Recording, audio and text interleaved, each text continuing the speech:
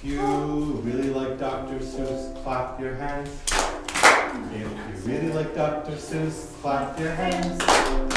If you really like Dr. Seuss, even though the Grinch is on the loose. If you really like Dr. Seuss, clap your hands. To read or not to read? That is a question you'd never have to ask the late Dr. Seuss. With Read Across America Day, the celebration of his life and encouraging children to read have left a lasting legacy. It's a national event, and Anoka is very happy to be participating in it. And it's just a fun way to promote early literacy and promote the love of reading throughout the country. At Anoka County Library's Centennial Branch, a variety of Seuss-related activities jump-started this Wacky Wednesday. Dr. Seuss was known for making up a lot of words. That's why he's so fun to read. And so we have a place where kids can make up their own words and their definitions.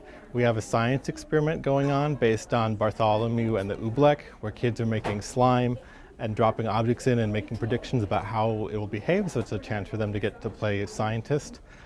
We have some craft activities behind me, and they're making masks. We have a Dr. Seuss photo booth, and as you can see, some of the staff and some of our patrons have dressed a little wackier than normal today. Here, you want to squeeze it? Put the mustache on there.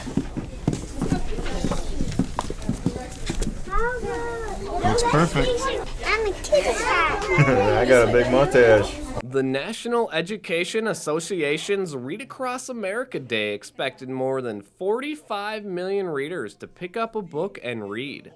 The goal is to show children the joy of reading, and the whimsical world of Dr. Seuss books is a perfect match. It's more to promote literacy and reading in general. Dr. Seuss is kind of often a child's first introduction to reading. That's one of the first books that they get read to, and it kind of they get read their easier books when they're very young, and then as they get older they can get into some of the larger stories and the wonderful artwork that's in them.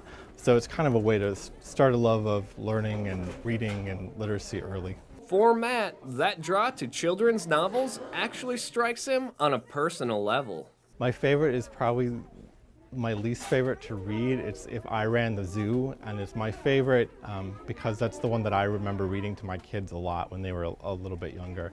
I'm pretty sure they liked to hear it because it was super long, and that meant they just got to stay up later and later and later as Dad struggled through the book. But that's probably my sentimental favorite. You have to throw in the voices. They even requested it. Yes, and they had it memorized, so there was no skipping pages, there was no jumping ahead. We would whole book straight through.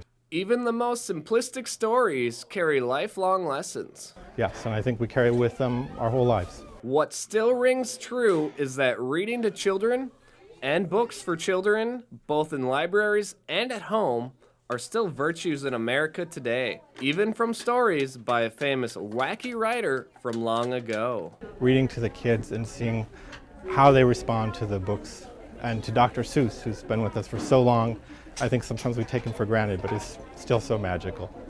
For North Metro TV News, Trevor Scholl reporting.